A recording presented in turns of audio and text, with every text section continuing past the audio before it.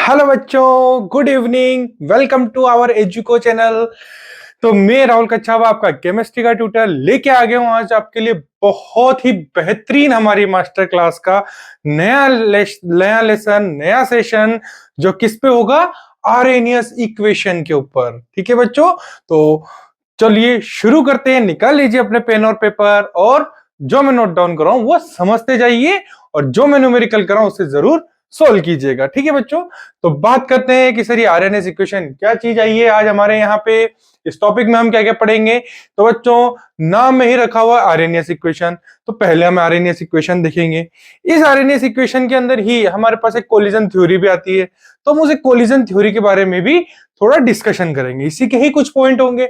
Collision theory क्या होती है, थ्रेशोल्ड एनर्जी क्या होती है, एक्टिवेशन एनर्जी क्या होती है, फिर हम इसी के ही लॉन्ग फॉर्म देखेंगे कि आरएनएस इक्वेशन को हम किस तरीके से आगे हम इससे और ज्यादा इसका यूज कर सकते हैं। हमें न्यूमेरिकल सॉल्व करने के लिए हमें उस रिएक्शन को कैसे मॉडिफाइड करना होगा। आपको दो डिफरेंट डिफरेंट रेट्स दे दी जाएगी, तो डिफरेंट टेम्परेचर दे दी जाएंगे, तब इस रिएक्शन का और तब इस इक्वेशन का यूज कैसे होगा, यही सब हम इस आरएनएस इक्वेशन के अंदर देखेंगे। तो चलिए आ जाइए। तो सबसे पहले हम यहां पर लिखते हैं कि आरएनएस इक्वेशन आपने लिखी है सर, तो होती क्या है। आरएनएस इक्वेशन क्या हो जाती है, के बराबर ए ई की power minus E A upon R T. यही बच्चों क्या होती है आरएनएस इक्वेशन, कहते हैं इसका के बराबर, ठीक है ना, ए ई की power minus E A upon of R T. तो हमने पिछले ही लेक्चर में मैंने लास्ट में बताया था आपको कि के क्या होता है। यहाँ पे के को हम रेट कांस्टेंट टर्म से डिफाइन करते हैं, ठीक है ना बच्चों। ई आपको पता ही है एक्सपोनेंशियल होता है, ठीक है ना बच्चों। ए ए को हम क्या कहते हैं, अच्छा नाम किस किस नाम से रिएक्शन है यहाँ पे, आरएनएस, तो हम इसे आरएनएस कांस्टेंट भी कह देते हैं। ठीक है, अब हम बात करते हैं ये की, एक्टिवेशन एनर्जी कहते हैं हम इसे, कि सर ये आर क्या है, पता ही है, इसे हम गैस कांस्टेंट नाम से पहचानते हैं। काफी पुराना भाई है ये हमारा। और टेम्परेचर सर ये तो हमारे माँ बाप ही हैं।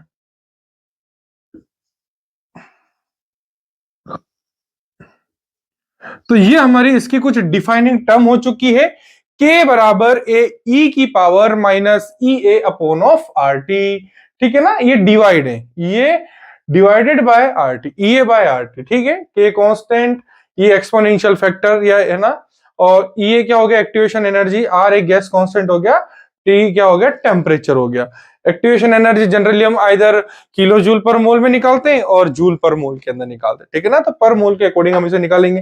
गैस कांस्टेंट की कई सारी यूनिट्स होती हैं, कभी हम लीटर एटीएम पर मोल इंटू केल्विन में भी निकालेंगे, कहीं जूल पर मोल इंटू केल्विन, कभी कैलोरी पर मोल इंटू केल्विन, ठीक है। तो अलग अलग लीटर एटीएम के लिए वैल्यू अलग होगी, जूल पर मोल इंटू केल्विन के लिए अलग होगी, और कैलोरी के लिए अलग होगी।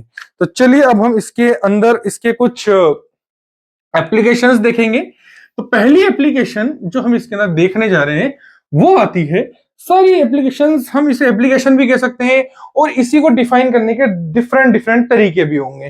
तो पहली एप्लीकेशन क्या होगी, कोलिजन थ्योरी। हम पहले शुरुआत करेंगे इसे हमारी कोलिजन थ्योरी के साथ, कि सर ये कोलिजन थ्योरी क्या होती है। कोलिजन मतलब तो सर टक्कर लगना होता है, तो केमिस्ट्री तो हमें वैसे ही टक्कर दे रही है। तो ऐसा क्या है इस कोलिजन थ्योरी में। कोलिजन थ्योरी क्या कहती है कि जितने भी कोलिजन होते हैं किसी रिएक्शन में, वो सारे कोलिजन इफेक्टिव नहीं होते। All the collisions that takes place in reactions are not effective. कि सर कुछ बात हजम नहीं हुई, हमें फील नहीं आ रहा है, क्या कहना चाहते हो आप, इफेक्टिव नहीं होते, ये रिएक्शन में कोलिजन कहां से आ गया। तो जैसे मैं कहता हूं कि H2 प्लस O2, एक एग्जांपल दे देता हूं, H2 प्लस O2, इन दोनों ने मिलकर क्या बनाया, 2H2O बनाया, ठीक है, यही रिएक्शन हुई है। तो क्या H2 के मॉलिक्यूल नहीं होंगे यहाँ पे, ये H2 का एक मॉलिक्यूल, ये H2 के दो मॉलिक्यूल, ठीक है ना, H2 H2, क्या O2 के मॉलिक्यूल नहीं होंगे, ये O2 के मॉलिक्यूल, ठीक है ना, ये डबल बॉन्ड से जुड़े हैं, मैं लिख नहीं रहा हूं ना। तो क्या इनका इनसे कहीं ना कहीं कोलिजन नहीं होगा, क्या इनसे भिड़ेंगे नहीं? दो जने ये दोनों आपस में रिएक्ट ही तो कर रहे हैं, आपस में एक दूसरे से रिएक्ट कर रहे हैं, रिएक्ट करने मतलब क्या, टकराना हुआ, टकराना ही क्या कहलाता है? कोलिजन कहलाता है। वो कह रहा है इफेक्टिव नहीं होता है। तो आइए जानते हैं इफेक्टिव क्या होता है। मैं कहता हूं कि ये कोई ए है, ये कोई बी है, ठीक है, ये किससे टकराया है? किसी ए डैश से टकराया, और ये किससे टकराया? बी डैश से टकराया। तो एट ए सेम टाइम, ठीक है ना, एट द सेम टाइम जब ए डैश से टकरा रहा था तब बी डैश से टकरा रहा था। मतलब सब जने, सारे मॉलिक्यूल, ठीक है ना, एक साइड के सारे मॉलिक्यूल दूसरी साइड के सारे मॉलिक्यूल से टकरा रहा है एट ए सिंगल टाइम। उसे ही हमने क्या बोला? इफेक्टिव कोलिजन बोला। लेकिन अगर मैं ऐसे कर दूं कि एक ए यहां है, एक बी यहां है मौजूद, और ए डैश यहां है, और बी डैश यहां है, तो ए और ए तो टकराए, क्या बी और बी टकराया? नहीं टकराए। तो इनके बीच में कोई कोलिजन नहीं हुआ, तो ये इफेक्टिव नहीं होता है। तो यही चीज यहां पर भी होती है। तो हर एक रिएक्शन के अंदर ये चीज को हमें बहुत जानना जरूरी है कि जब दो मॉलिक्यूल टकराते हैं, उनके अंदर कोलिजन होता है, तो वो कोलिजन हमेशा इफेक्टिव नहीं होगा। इस चीज का बहुत अच्छे से ध्यान रखना बच्चों। यहां बात क्लियर हो गई ना? यह है इफेक्टिव जब सारे मॉलिक्यूल सारे मॉलिक्यूलों से टकराए एट ए सेम टाइम। जितने 100 मॉलिक्यूल होंगे, 100 के 100 मॉलिक्यूल कोलाइड कर रहे हैं किसी न किसी से। बट क्या यहां कर रहे हैं? क्या एट ए टाइम नहीं कर रहे हैं। हो सकता है जब ये रिएक्ट कर रहे हो, इन दोनों आपस में टकराए, फिर दूसरी बार ये दोनों, ये यहां से अलग हुआ, ये यहां से अलग होकर फिर टकराए, दैट इज डिफरेंट थिंग, ठीक है ना? तो उसे हम यहां पर डिफाइन नहीं करते। ठीक है बच्चों, यहां तक कोई डाउट? ये थी एक कोलिजन थ्योरी, कोई ज्यादा इसके अंदर बड़ी बात नहीं है, यही चीज समझने की थी। दूसरी चीज आती है थ्रेशोल्ड एनर्जी। ठीक है बच्चों, थ्रेशोल्ड एनर्जी,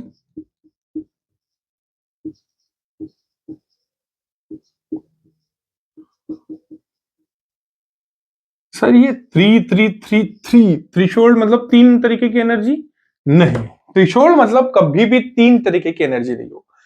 थ्रेशोल्ड का मतलब आप कह सकते हो कि बच्चों जस्ट, इसे हिंदी में अगर आप बोलोगे तो देहली वर्ड का यूज करते हैं, ठीक है ना, एक दहलीज को लांघना। मैं कहता हूं ये, सबसे पहले मैं आपको डेफिनेशन की तरफ चलता हूं। ये वो मिनिमम अमाउंट ऑफ एनर्जी है किसी भी रिएक्शन के रिएक्टेंट मॉलिक्यूल की, ठीक है ना, जिसको देने के बाद रिएक्टेंट मॉलिक्यूल रिएक्शन करना स्टार्ट करता है, और the minimum amount of energy that is required to initiate any reaction, that is what threshold energy.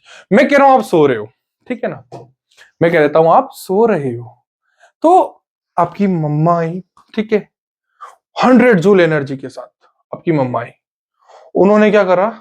अपनी एनर्जी लगा पे स्टार्ट करी, बेटा उठ जा, 5 जूल एनर्जी गई, बेटा उठ जा जल्दी सुबह हो गई, 5 जूल और गई। ऐसे बोलते बोलते जब उसने 20 जूल एनर्जी अपनी खर्च करी आपकी मदर ने, ठीक है ना, तब आपकी आंख खुल गई, अब आप उठ गए हो ना। तो क्या पहली बार जो उसने 5 जूल आपकी मदर ने जो एनर्जी यूज करी, क्या आप उसमें उठे? क्या नहीं उठे? 10 में उठे? नहीं। 15 में नहीं। 19 में नहीं। 19.9 नहीं। 20 में उठे?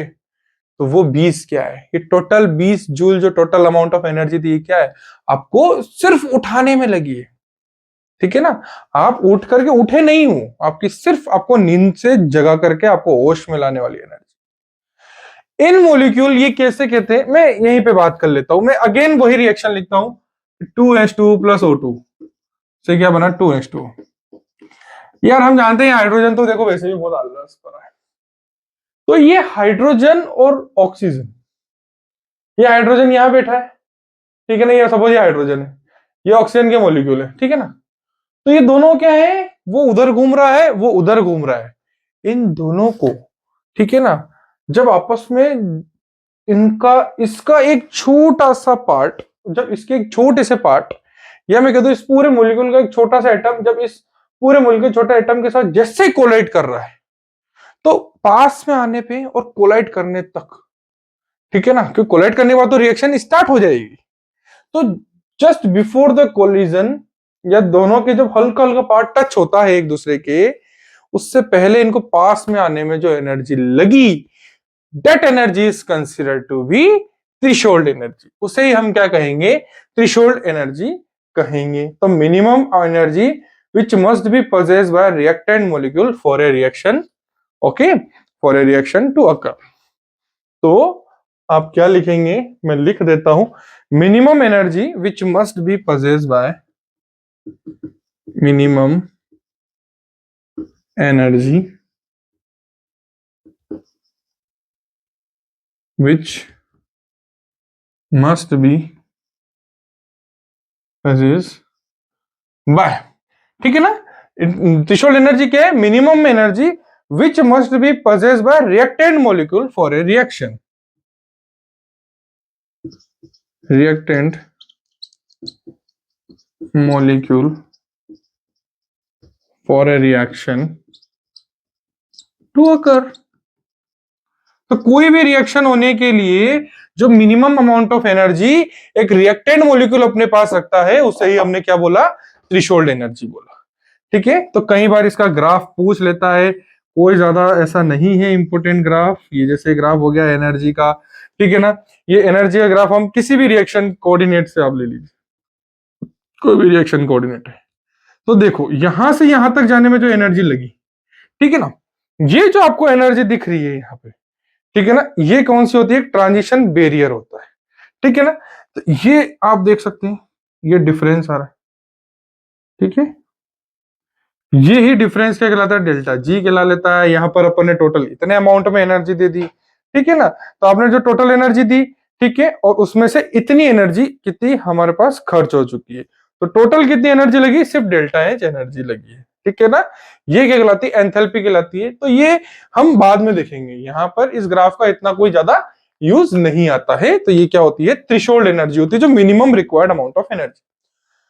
कि सर आपने ये बात बोली, कहीं आप गलत तो नहीं बोल रहे हो सर, हमने तो सुना था ऐसी एनर्जी एक्टिवेशन एनर्जी होती है। तो बच्चों आपने सुना तो सही था, लेकिन आपने पूरा नहीं सुना। वहां भी यही है, मिनिमम अमाउंट ऑफ एनर्जी फलाना डिगनाना जो भी चीजें हैं, ठीक है, पजेस बाय रिएक्शन फलाना, ठीक है, बट कंसेप्ट वहां दूसरा है। तो आइए जानते, मैं भी जब बच्चों आपकी जैसे 12th क्लास में था ना, मैं खुद भी कंफ्यूज होता क्या ये थ्रेशोल्ड एनर्जी एक्टिवेशन एनर्जी ये क्या होती है। आइए, एक्टिवेशन एनर्जी देखी थी ना हमने आरएनएस इक्वेशन में, एक्टिवेशन एनर्जी। एक्टिवेशन एनर्जी क्या होती है भाई, अब आपकी मम्मा ने आपको उठा तो दिया है, तो क्या आपकी मम्मा आपको ऐसे छोड़ के चल जाएगी, आंख खोल दी तो बस चलो हाँ ये उठ चुका है, नहीं, खेल तो अभी चालू होगा। वो 100 जूल एनर्जी लेके आई थी, आपको 20 जूल एनर्जी आप में खर्च कर दी उठाने में। अब वो बची जो 80 जूल एनर्जी होगी, जरूरी कि 80 खर्च करे, सपोज करो उन्होंने टोटल 50 जूल एनर्जी और खर्च करी, आप नहीं उठ रहे हो, आपकी एक झापट मारी, ठीक है, वो क्या करे, बेटा उठ नहाने जा। तो जब तक कि आप नहा नहीं लोगे, तब तक जो एनर्जी उन्होंने यूज करी है, वो एनर्जी क्या कहलाएगी, एक्टिवेशन एनर्जी कहलाएगी। कि सर फील नहीं आया, मजा नहीं आया, कुछ और अच्छे तरीके समझाओ। तो आइए अच्छे तरीके से समझते हैं। मैं कहता हूं कि ये दो मॉलिक्यूल, वही दोनों, कि सर आपने बोला ये टच कर रहे थे, ये ऐसा था, ये ऐसा था, ये जस्ट जब टच करे थे तो उसमें 20 किलो जूल एनर्जी लगी, दिख रहा है ना आपको, हो सकता है छोटा है लेकिन समझ लो ये 20 किलो जूल है, इनको सिर्फ टच करने में। अब टच करने के बाद ये दोनों जब कंप्लीट रिएक्ट कर लेंगे, और रिएक्ट करके ये पूरा एक बड़ा मॉलिक्यूल बना लेंगे इसी का, और वो स्टॉप कर लेंगे अपने आप को, तो उस 20 किलो जूल से लेकर के ये जो मिनिमम लगी, ठीक है ना, मिनिमम अमाउंट जितनी एनर्जी लगी है, इसे ही हमने क्या बोला है, एक्टिवेशन एनर्जी कहा है। मतलब क्या सर, कि जब रिएक्टेंट मॉलिक्यूल आपस में टकरा करके कोलोइड करके प्रोडक्ट में कन्वर्ट हो जाते हैं, वो minimum amount of energy that is required to complete a reaction, ठीक है, किसी भी रिएक्शन को कंप्लीट करने के लिए जो मिनिमम अमाउंट ऑफ एनर्जी है, उसे हम क्या कहेंगे, activation energy, which must be possessed by reactant molecules to complete the reaction। ठीक है, तो अब हम यहां पर आप फिर एक बार डेफिनेशन लिख लीजिए कि क्या होगा। The minimum extra amount of energy required by reactant molecule, the minimum extra amount, ठीक है ना, अब एक्स्ट्रा लग रही है,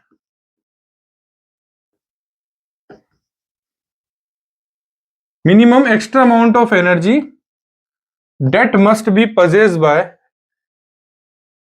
the minimum extra amount of energy required by reactant molecule for converting into, या आप ऐसे भी लिख सकते that must be required by reactant molecule to convert into a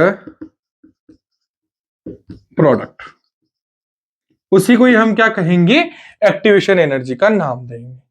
ठीक है बच्चों, समझ में आ गई। टोटल 100 जूल ऑफ एनर्जी थी, मान लो 20 जूल एनर्जी थ्रेशोल्ड में चल गई, उसके बाद जो बची एनर्जी है वो सारी कितनी हो गई, एक्टिवेशन एनर्जी। वो 100 जूल एनर्जी किसकी थी, ओवरऑल रिएक्शन की थी, ये भी ध्यान रखना। टोटल ओवरऑल रिएक्शन की जो एनर्जी वो 100 जूल है, ठीक है। उस 100 में से थ्रेशोल्ड 20 थी और जो बाकी बची वो सारी किसमें आ गई है, एक्टिवेशन एनर्जी के अंदर काउंट होगी। यहां तक बच्चों कोई डाउट हुआ, कोई डाउट नहीं है, कोई डाउट, चलिए आगे बढ़े, ठीक है ना। तो ये क्या था, एक्टिवेशन एनर्जी के बारे में था। तो ये तीन कुछ हमारे पास इसके बारे में बात आती है कि इसके कुछ एप्लीकेशन हैं, या हम कह सकते हैं कुछ नाम होते हैं, ठीक है। तो अब मैं फिर से एक बार शुरुआत की कहानी पे आता हूं, जहां हमने शुरू करा था, एक्टिवेशन एनर्जी देख ली हमने, थ्रेशोल्ड एनर्जी देख ली हमने, कोलिजन देख लिया। शुरुआत किससे करी थी, आर्हेनियस इक्वेशन। तो बच्चों आरएनएस इक्वेशन क्या थी हमारे पास, अगेन लिख लीजिए आप, के बराबर ए ई की power minus E A upon R T. Sir इसको सोल्व करना तो बहुत मुश्किल होगा, तो आप क्या करें, तो कुछ मत करो, लॉग लगा लो, ठीक है ना। तो लॉग की शुरुआत कैसे करते हैं, इधर भी आप एल एन लगा दो, एल एन के बराबर एल एन ए की power minus E A upon of R T. कि ठीक है सर, यहां तक तो ठीक था, आगे सोल्व करके बताइए ना, हम बायोलॉजी का बच्चा है। तो एल एन ए, ठीक है, plus L N E to the power minus E A upon of R T, ठीक है। सर आगे और सोल्व करके बताओ ना, हम की तो नहीं, आपको बायोलॉजी वाले छात्र हैं। एल एन ए, ये नीचे उतर जाएगा, minus E A upon of R T, फिर एल एन ई हो जाएगा, और एल एन ई की वैल्यू 1 होती, तो मैं वो नहीं लिख रहा हूं। ये आपके पास बच्चों एक फाइनल इक्वेशन आती है, इसे भी आप एक आरएनएस इक्वेशन का नाम दे सकते हो, एल एन के बराबर L N A minus E A upon R T, rate constant, Arrhenius constant, ये क्या हो जाएगा आपके पास, एक्टिवेशन एनर्जी, गैस कांस्टेंट और टेम्परेचर। सर ये एल एन फेलन समझ में नहीं आता है, कोई लोग वैसे ही लिख देता, आप एल एन लिख ले तो क्या है ये भला, कोई बात नहीं। हमें एक बात अच्छे से पता है, मैं यहां लिख के बताता हूं, एल एन का मतलब क्या होता है, log 2.303 log बेस 10। तो अब मैं आपको पूरा सोल्व नहीं करूंगा बच्चों, ठीक है ना। यहां पर एल एन की जगह आप वैल्यू रख लीजिए, ठीक है ना। तो आपको क्या देखने को मिल जाएगा, ये कितना हो जाएगा, log बेस 10 के, log बेस 10 की बराबर log बेस 10 ए, ठीक है ना। देखो बच्चों 10 लगाना जरूरी है, ठीक है ना, क्योंकि हमें जो log बेस 10 की वैल्यू याद होती है वो इन्हीं के टर्म में याद होती है, ठीक है, minus E A upon 2.303 R T. तो आपको न्यूमेरिकल प्रॉब्लम सोल्व करनी होगी बच्चों, तो इसका यूज करना होगा, ठीक है। log बेस 10 के बराबर log base 10 A minus E A upon 2.303 R T, यही हमारी क्या है, आर्हेनियस इक्वेशन होती है फॉर न्यूमेरिकल्स। तो कंफ्यूज मत होना, ठीक है ना बच्चों। कि सर आपने जब चैप्टर शुरू करवाया, चलो पहले उसके बारे में बाद में बात करते हैं, एक ग्राफ देख लेते हैं, ठीक है ना। देखो बच्चों ग्राफ को कई बार पूछ लिए जाते हैं, तो ज्यादा कोई हार्ड नहीं है ग्राफ। जैसे ये ग्राफ मैंने बनाया, ठीक है ना। ये ग्राफ जो मैंने बनाया है, ये मान लो ln k और 1/t के बीच में, ln k और 1/t के बीच में। कि सर इनको रिलेट करो, चलो यहां से रिलेट कर लेते हैं इस इक्वेशन में। ठीक है, ln k y पे है और ये देखो ln y पे।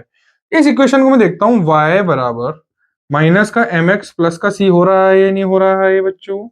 देखो माइनस, ये माइनस m और x, मतलब x पे कौन है, 1/t हो गया, तो 1/t x पे हो गया। बच्ची हुई क्वांटिटी जो है वो क्या हो गई, m हो गई, तो m क्या हो गया, e/r। ठीक है, e/r क्या हो गया है, m हो चुका है। ठीक है, प्लस c क्या हो जाएगा, log a। ठीक है, तो माइनस mx प्लस c का जब आप कर्व खींचोगे तो इस तरीके से आ जाएगा।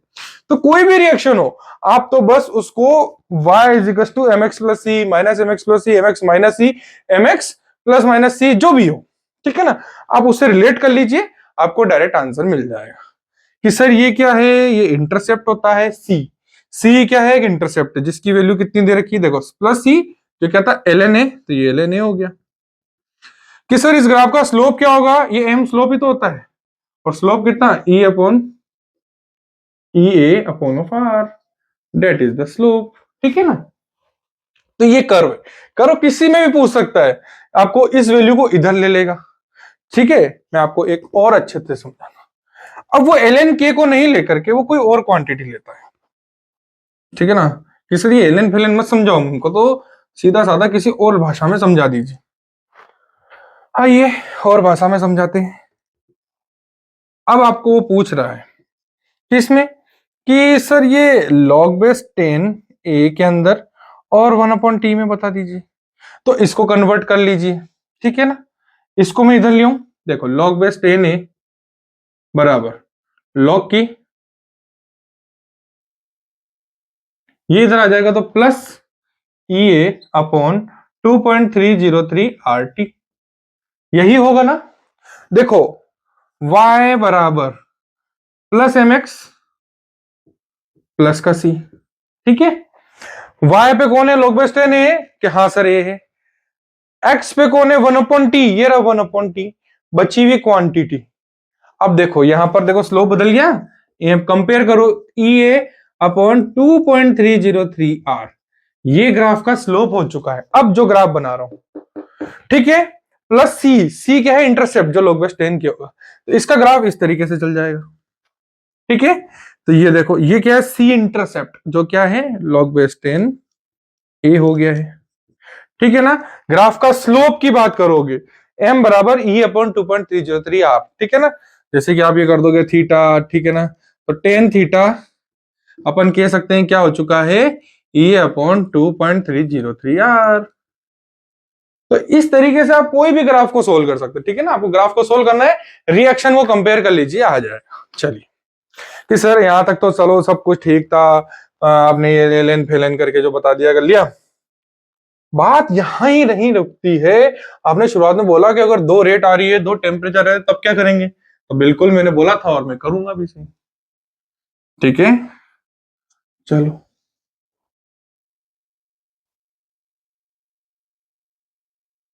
अगर ये रिएक्शन अभी काम आएगी तो मैं आपको दिखाऊंगा।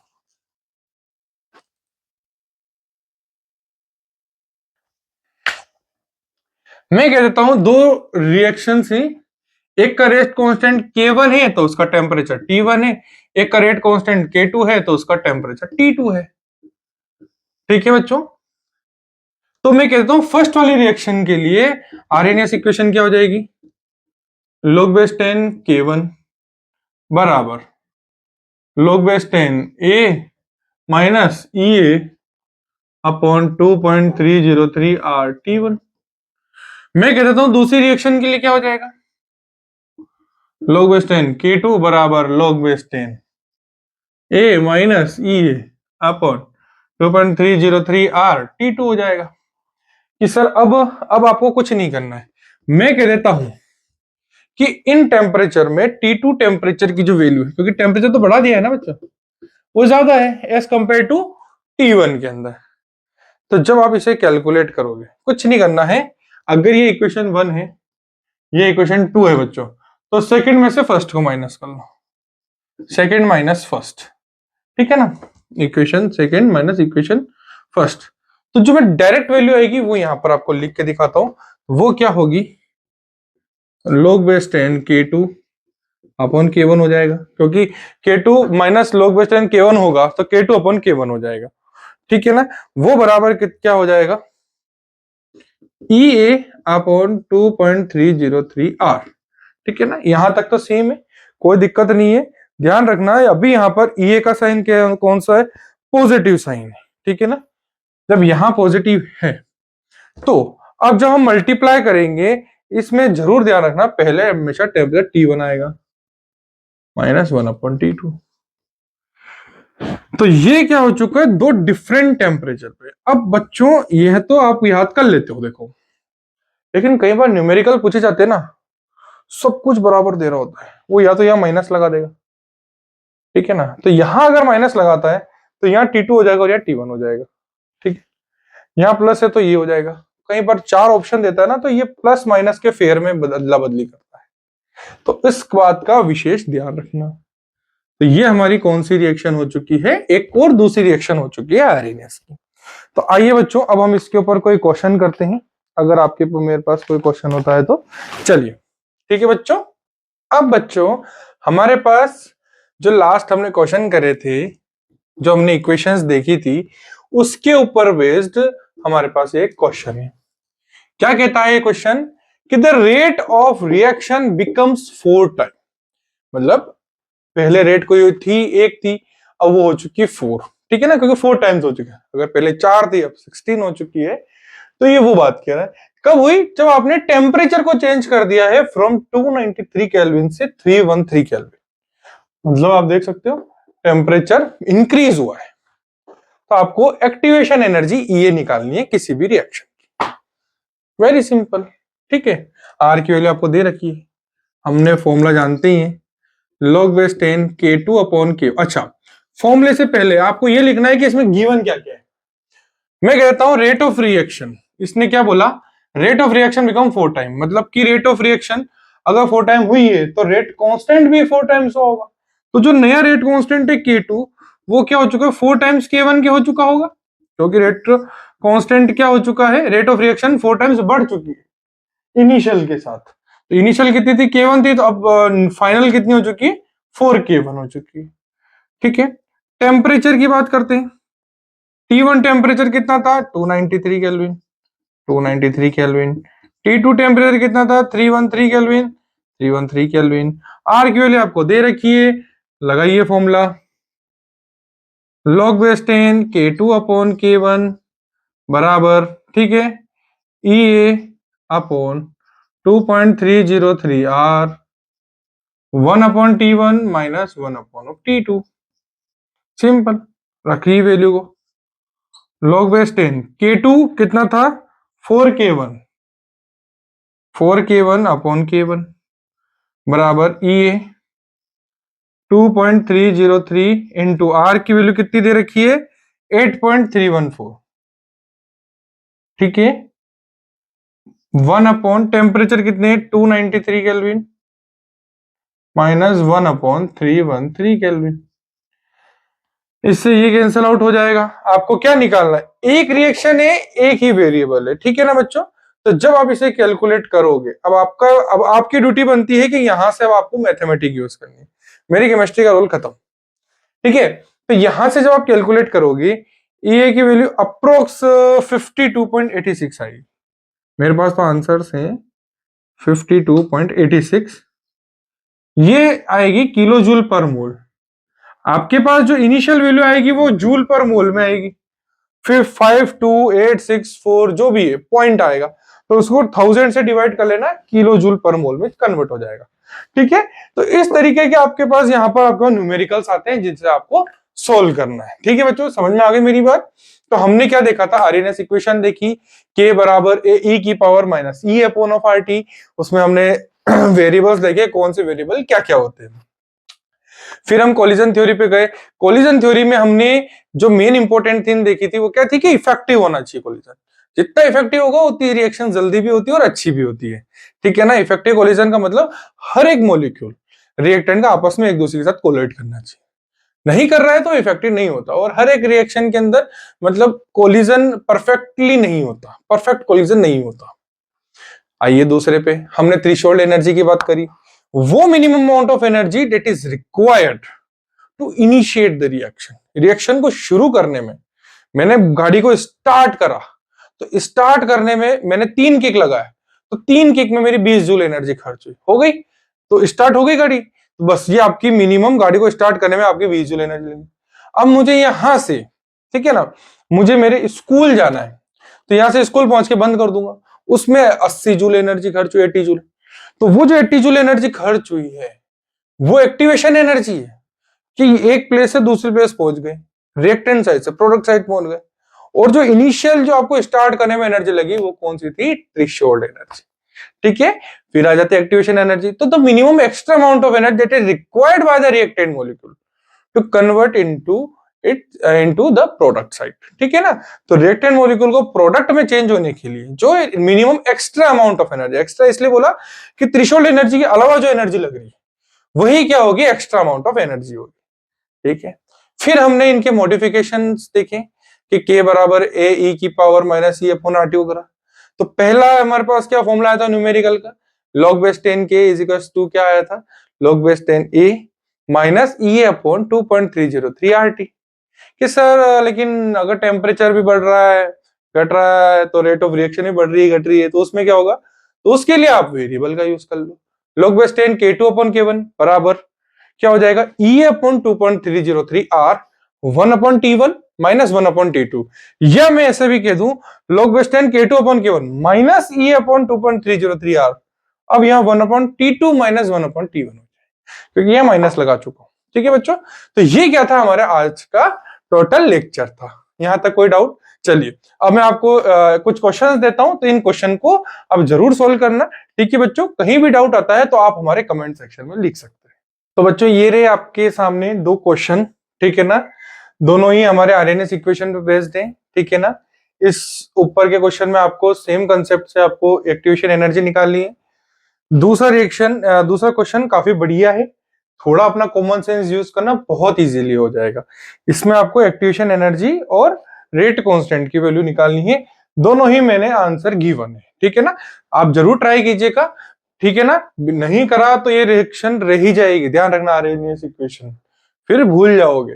ठीक है, ट्राई करो अभी कभी। ठीक है, और कहीं डाउट आता है तो आप कमेंट सेक्शन में लिखिए। ठीक है, और हमारे इस एजुको चैनल को लाइक, शेयर और सब्सक्राइब जरूर कीजिए।